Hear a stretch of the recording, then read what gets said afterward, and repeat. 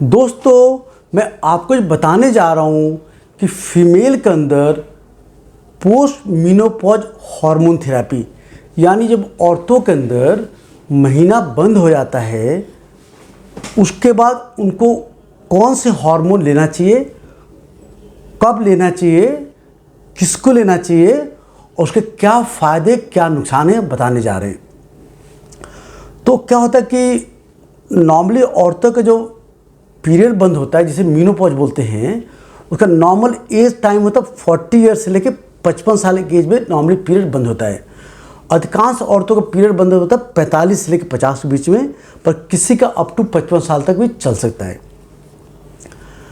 जब भी औरतों के अंदर मीनोपॉज होता है तो उससे 5 साल पहले से उनके अंदर female hormone estrogen and progesterone बनना कम हो जाता है, और जब मीनोपॉज हो जाता है उसके बाद लगभग टोटली बनना बंद हो जाता है। तो जब भी फीमेल के अंदर फीमेल हार्मोन ईस्ट्रोजन कम बनता है उनको कई सिम्टम होते हैं। सबसे इम्पॉर्टेंट सिम्टम जो होता है औरतों के अंदर ये होता है कि उनको हॉट फ्लशेज, यानी कि एकाएक गर्मी लगता है, फिर पसीना आता है, साथ में बाद में पूरी बॉडी ठंडी पड़ जाती है, साथ में किसी किसी को इसके साथ घबराहट होती है, किसी किसी को लगता है कि एकाएक लगता है को कुछ होने वाला है, हार्ट अटैक का कुछ होने वाला है, वो डर जाते हैं लोग। ये दिन में कई बार हो सकता है, रात को भी हो सकता है। देखा गया कि 100 में से करीब 85% औरतों को ये हॉट फ्लश होते हैं। उसमें करीब 50% औरतों को बहुत सीवियर सिग्निफिकेंट होते सिम्टम होते हैं, और उसमें करीब 25% औरतों को दवा की ज़रूरत होती है। बट दुर्भाग्यवश क्या होता है कि डॉक्टर्स के अंदर इस फीमेल हार्मोन थेरेपी के बारे में अवेयरनेस ना होने की वजह से, ज्ञान ना होने की वजह से, प्लस समाज में फीमेल हार्मोन के प्रति मन में डर बैठ गया है। एक स्टडी आई थी कुछ साल पहले, बताऊंगा, उसके रिजल्ट के बाद डर आ गया कि इससे ब्रेस्ट कैंसर होता है, तो डॉक्टर ने हार्मोन लिखना बंद कर दिया। पर रियलिटी में जो नए हार्मोन थेरेपी आए हैं ये काफ़ी सेफ हैं, हम बताएंगे आपको। तो सबसे पहले हॉट फ्लशेस सिम्टम होते हैं। दूसरा होता है कि जब फीमेल हार्मोन घटता है तो हैप्पी हार्मोन सीरोटोनिन घटने लगता है, जिससे कि औरतों के अंदर मूड चेंज होने लगते हैं, जैसे कि नींद कम आना, चिड़चिड़ापन, डिप्रेशन, एंजाइटी होने लगता है, जो कि करीब 25% औरतों के अंदर सिग्निफिकेंट सिम्टम होते हैं। इसलिए आपने देखा होगा कि आफ्टर 45 औरतें थोड़ी चिड़चिड़ हो जाती हैं। हम लोग उसे बोलते हैं टीनेज, सेकेंड टीनेज। फिर क्या होता है कि ईस्ट्रोजन कमी की वजह से फीमेल के अंदर जो वेजाइना होता है, यानी उनके जनन अंग होते हैं, उसके अंदर लुब्रिकेशन कम बनता है, वेजाइना की इलास्टिसिटी घट जाती है, प्लस ईस्ट्रोजन कमी की वजह से वेजाइना में काफ़ी थोड़े हल्के छोटे माइल्ड क्रैक पड़ सकते हैं, जिससे उनको इरिटेशन वहाँ होता है, या हस्बैंड वाइफ के मिलते समय उनको पेन होता है, एन्वायरमेंट कम होता है, और कभी कभी ब्लीडिंग भी वेजाइना से हो सकता है ड्यू टू एट्रोफिक वेजिनाइटिस कहते हैं उसे हम लोग। सिमिलरली ब्रेस्ट साइज भी श्रिंक कर छोटा हो जाता है, सैग करने लगता है, क्योंकि ब्रेस्ट टिश्यू को मेंटेन के लिए ईस्ट्रोजन जरूरी होता है। बोन का लॉस भी होने लगता है, जैसे कि उनका बोन डेंसिटी कम हो जाती है, बोन वीक होने लगता है, जिसे बोलते हैं ऑस्टियोपोरोसिस। इसी तरह उनके स्किन के अंदर ड्राइनेस हो सकती है, याददाश्त कम हो सकते हैं, हेयर फॉल, बाल गिर सकते हैं। कुछ औरतों के अंदर पेशाब के अंदर यूरिनरी ट्रैक्ट में फीमेल हार्मोन कमी की वजह से पेशाब के जो रास्ता यूरेथ्रा होता है उसका स्किन जो टिश्यू होता है थोड़ा सा वीक हो जाता है, जिससे उनको बार बार पेशाब लग सकता है। पेशाब करते हैं उनको पेशाब जलन होती है, यूरिन अर्जेंसी होती है, और कभी कभी उनको खांसने पे या उठने पे यूरिन पास होता है, और किसी किसी को यूरिनरी ट्रैक्ट में मल्टीपल स्मॉल क्रैक ईस्ट्रोजन कमी होने की वजह से उनको बार बार यूटीआई हो सकता है। फिर ईस्ट्रोजन कमी की वजह से वेट बढ़ने लगता है, इसलिए अक्सर आफ्टर मीनोपॉज महीना बनने के बाद और तो वेट बढ़ने लगता है। कुछ स्टडी आई थी कि जब यंग एज में औरतों के अंदर फीमेल हार्मोन कमी होती है, लाइक किसी को 35, 40, 42 पर मीनोपॉज होने से क्या होता है कि हार्ट डिसीज का खतरा बढ़ जाता है। आप सब जान लो, फीमेल हार्मोन ईस्ट्रोजन जो होता है ये गुड कोलेस्ट्रॉल एचडीएल बढ़ा करके हार्ट का खतरा घटाता है। इसीलिए औरतों को जब तक मीनोपॉज नहीं होता है उससे पहले हार्ट प्रॉब्लम नहीं होती है। तो अर्ली मीनोपॉज से हार्ट खतरा बढ़ता है। तो सवाल है कि अब आपने सुने एक सिम्टम क्या होते हैं मीनोपॉज हार्मोन कमी से। तो अब अगर किसी को मीनोपॉज के समय हार्मोन थेरेपी दी जाए, नहीं फीमेल हार्मोन रिप्लेसमेंट किया जाए, उससे फायदे क्या होते हैं?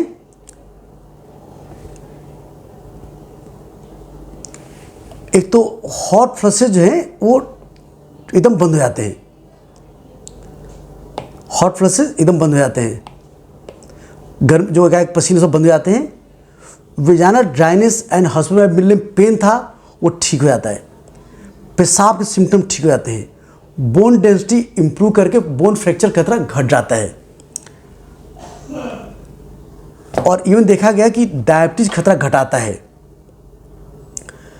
ईस्ट्रोजन थेरेपी देने से हार्ट खतरा भी घटता है, और खाली अगर ईस्ट्रोजन दोगे, ईस्ट्रोजन देने से ब्रेस्ट कैंसर खतरा भी नहीं बढ़ता है। तो अब हम बात की हमने कि ये इसे एक फ़ोटो दिखाया था मैंने कि आफ्टर मीनोपॉज वजाना की स्किन थिन हो जाती है, अंदर लुब्रिकेशन कम हो जाता है। ये सिम्टम दिखा रहे थे कि क्या क्या मेमोरी मीनोपॉज सिम्टम क्या होते हैं? Memory and loss, hair loss, hot flushes, bone loss, skin dryness, vagina dryness, नींद कम आना, गुस्सा आना, ब्रेस्ट साइज घट जाना, पीरियड बंद होने से पहले 4-5 साल पहले पीरियड इरेगुलर होते हैं, उस दौरान भी फीमेल हार्मोन कम हो जाती है। इसलिए सिम्टम पीरियड बंद होने से 4-5 साल पहले स्टार्ट हो सकते हैं, और पीरियड बंद होने के 10 से 20 साल तक सिम्टम आ सकते हैं, और डिजायर कम हो जाती है। तो ये सिम्टम हो गए। अब हम बात करते हैं कि आखिर हार्मोन थेरेपी देना क्या है। तो अभी आजकल जो नए हार्मोन आए काफ़ी सेफ हो गए हैं, बहुत सेफ हो गए हैं। तो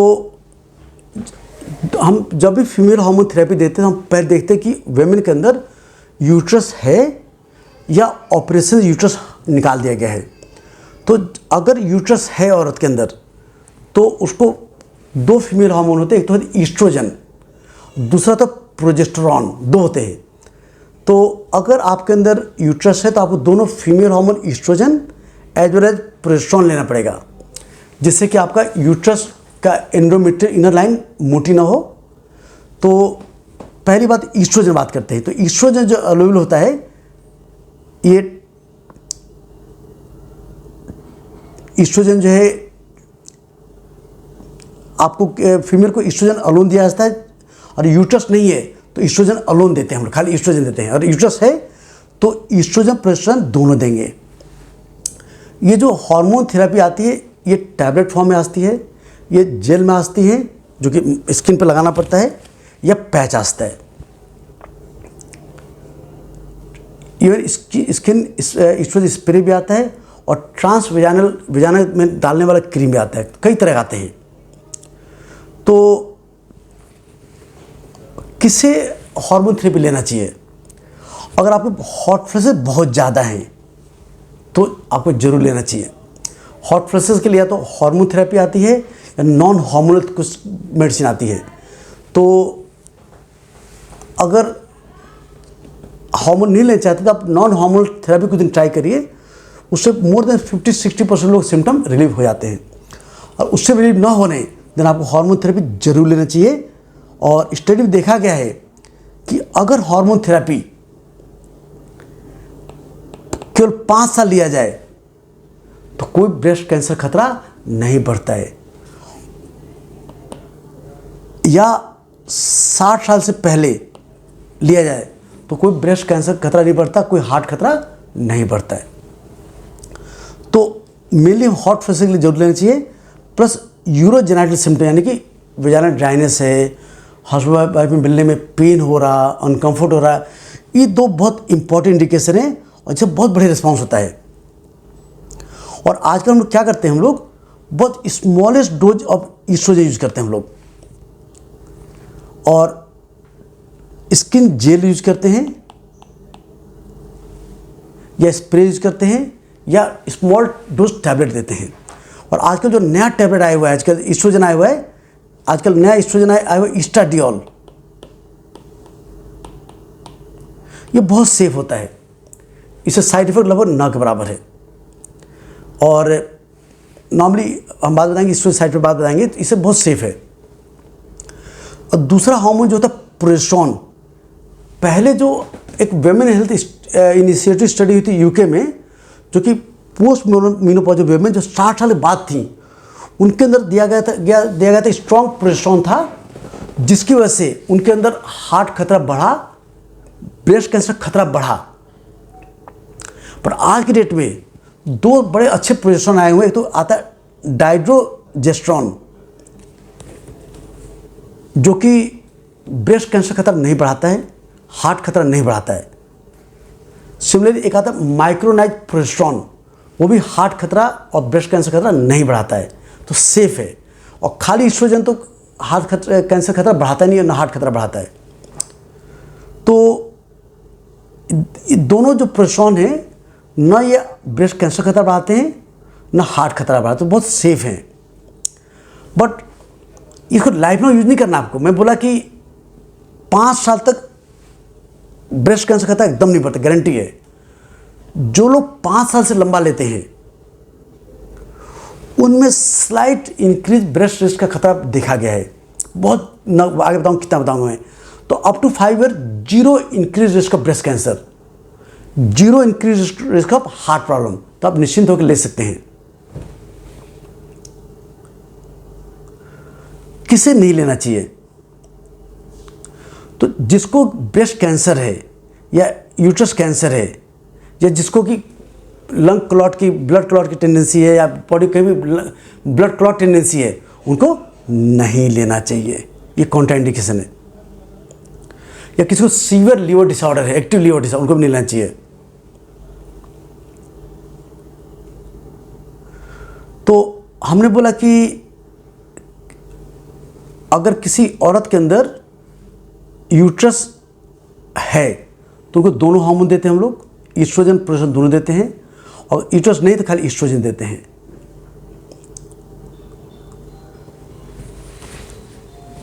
हम लोग नॉर्मली क्या होता है कि जो जिसका पीरियड अभी टोटली पूरा बंद, मतलब मेनोपॉज से 2-3 साल पहले या 1 साल बाद तक, जब पीरियड थोड़ा कभी कभी आते रहते हैं, उस समय क्या है उनके अंदर ईस्ट्रोजन फीमेल हार्मोन कम हो जाता है, बट ईस्ट्रोजन कम हो जाता है और प्रोजेस्टेरोन एकदम बंद हो जाता है, क्योंकि उनका ओवुलेशन होता नहीं, एग नहीं बनता है। ऐसे में खाली स्मॉल डोज ऑफ ईस्ट्रोजन देते हैं हम लोग, रेगुलर देते रहते हैं, और प्रोजेस्टेरोन का स्मॉल डोज हर महीने पीरियड के 12 दिन देते हैं, 12 डेज देते हैं। तो वो क्या होता है, रेगुलर पीरियड आता रहता है हल्का स्मॉल अमाउंट में, और कोई साइड इफेक्ट नहीं होता है। एक बार मेनोपॉज हो जाता है उसके 1 साल बाद उनको हम 1 टैबलेट डेली देते हैं, जिससे उनका पीरियड आना बंद हो जाता है और सारे सिम्टम ठीक रहते हैं। उसे बोलते हैं कंटिन्यूस देते हैं हम लोग। तो शुरू मेनोपॉज होने से 1 साल बाद तक साइक्लिक देते हैं हम लोग, उसके बाद कंटिन्यूस देते हैं हम लोग, जिससे कि पीरियड बिना आए उनको सारे हार्मोन के फायदे मिलते रहते हैं।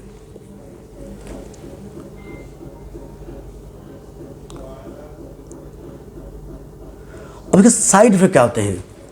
तो जब भी हम किसी को साइक्लिक या ईस्ट्रोजन प्रोजेस्टेरोन देते हैं, तो शुरू कभी कभी इरेगुलर ब्लीडिंग होता है, लाइक कभी इसमें ब्लीडिंग कम हुआ, अगले में ज़्यादा हुआ, कभी पीरियड थोड़ा लेट ब्लीडिंग हुई, थोड़ा सा इरेगुलर ब्लीडिंग होती है। किसी को हल्का शुरू से जब हार्मोन स्टार्ट करते हो शुरू में कुछ सालों बाद, तो ब्रेस्ट थोड़ा हैवीनेस लग सकता है, माइल्ड, बस ये मेन साइड होता है। किसी थोड़ा सा जो पुराना ईस्ट्रोजन था, जो मिथाइल ये जो पुराना स्ट्रॉन्ग प्रोजेस्टेरोन था उससे किसी को स्वेलिंग, ब्लोटिंग, हेडेक, आजकल लेकिन इसको यूज नहीं करते हम लोग। आजकल नया safer weak estrogen progesterone use करते हैं जो कि सेफ है। अब साइड पे बात करते हैं ब्रेस्ट कैंसर खतरा कितना है।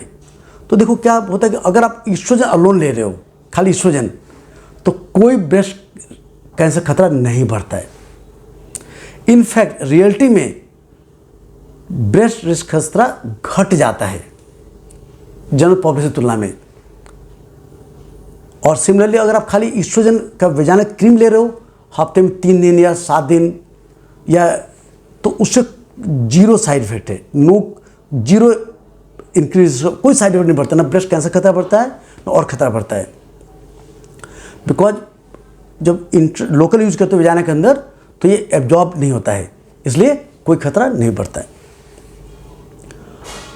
लेकिन जब हम एस्ट्रोजन प्रोजेस्टेरोन कंबाइन यूज करते हैं, अगर 5 साल से कम यूज कर रहे हो तो कोई इंक्रीज ब्रेस्ट कैंसर खतरा नहीं होता है। अगर मोर देन 5 ईयर करते हो तो स्लाइट इंक्रीज रिस्क होता है। कितना रिस्क होता है? रिस्क होता है एक एक्स्ट्रा कैंसर पर 1000 वुमेन पर ईयर। और 1000 औरतें estrogen progesterone more than 5 year लेंगी तो हर 1000 औरतों में से एक औरत को ब्रेस्ट कैंसर खतरा बढ़ेगा, एक का बस। जबकि ये किसके बराबर है? अगर कोई शराब पीती है औरत, वेमेन, उनको भी 1000 औरतों में से एक को ब्रेस्ट कैंसर खतरा बढ़ता है। या कोई स्मोकिंग करती है, इन सबसे तो इक्वल खतरा, कम खतरा उससे।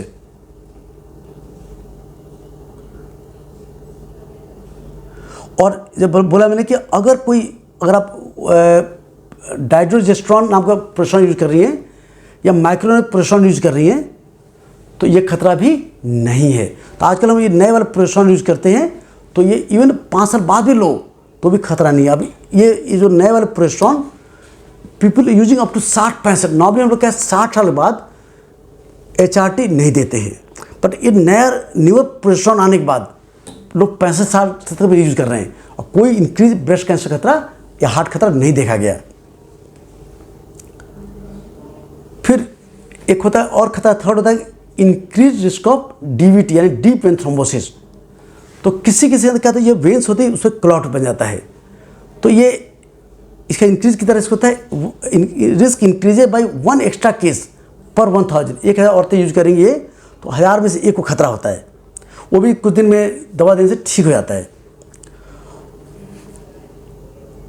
अगर ये तभी खतरा बढ़ता है जो कि ओरल टैबलेट ले रही, अगर आप लोकल लगा रही हैं एस्ट्रोजन प्रोजेस्टेरोन तो ये खतरा भी नहीं होता है। तो आपने देखा कि आज की डेट में नए हार्मोन थेरेपी काफ़ी सेफ हैं और फिर हमको रेगुलर फॉलोअप करते रहते हैं हम लोग। कभी पैप्सी में करते हैं, एंडोमेट्रियल थिकनेस देख लेते हैं, मैमोग्राफी कर लेते हैं। अगर नॉन हार्मोनल थेरेपी बात करो तो non hormonal treatment of hot flushes क्या आते हैं? प्रीगाबालिन, वेनिलाफ्लेक्सिन, फ्लोक्सटिन, एसिटोप्राम, गाबापेंटिन, डेसवेनिलाफ्लेक्सिन एंड पैरोक्सिन होती हैं।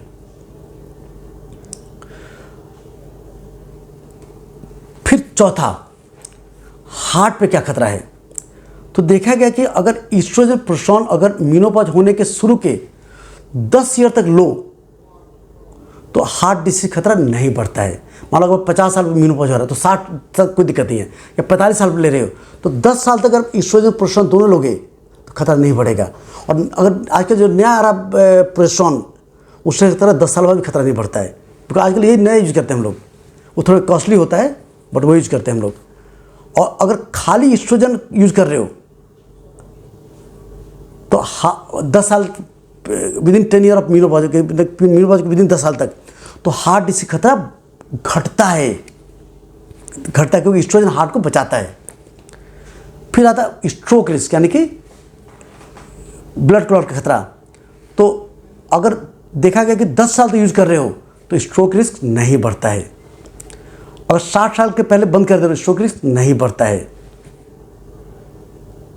हाँ, जिसको पहले कभी स्ट्रोक हो चुका है उनको खतरा थोड़ा बढ़ जाता है। अदर नॉर्मली जिसको बीपी है, हैवी स्मोकर हैं, जिसका बहुत कोलेस्ट्रॉल हाई है, बहुत मोटे हैं, डायबिटीज़ है, उनमें थोड़ा स्ट्रोक रिस्क खतरा बढ़ता है। तो ऐसे हम लोग ट्रांसडर्मल ईस्ट्रोजन देते हैं, उससे खतरा नहीं बढ़ता है। तो आई होप देखा कि आपने ईस्ट्रोजन आजकल low dose estrogen menopause HRT के लिए बहुत सेफ है। जो न्यूअर प्रोजेस्टेरोन आए हुए हैं, डाइड्रोजेस्टेरोन एंड माइक्रोनाइज प्रोजेस्टेरोन, वो भी बहुत सेफ है, जो कि ब्रेस्ट कैंसर खतरा नहीं बढ़ाते हैं, हार्ट खतरा नहीं बढ़ाते हैं। तो अगर आपको मेनोपॉज से रिलेटेड सब तकलीफ है तो किसी अच्छे एंडोक्रोनोलॉजिस्ट, हार्मोन स्पेशलिस्ट मिलिए, या किसी आप आसपास किसी अच्छे गायनेकोलॉजिस्ट मिल सकती हैं, उनसे हार्मोन थेरेपी बात करें। पर दुर्भाग्य क्या होता है कि ये आजकल वुमेन हेल्थ इंस्टीट्यूट स्टडी के बाद अधिकांश डॉक्टर डरते हैं और HRT देने को तैयार नहीं है। तो प्रॉपर्ली सिलेक्टेड पेशेंट में प्रॉपर HRT देने से पूरी तरह सेफ है, कोई ब्रेस्ट कैंसर खतरा नहीं बढ़ेगा, कोई आपको हार्ट खतरा नहीं बढ़ेगा। तो आई होप आपको वीडियो नॉलेज बड़ा मिला होगा कि HRT कैसे देना है और उसके क्या फ़ायदे क्या नुकसान हैं। और वीडियो अच्छा लगे तो लाइक करें, चैनल सब्सक्राइब करें, शेयर करें। धन्यवाद।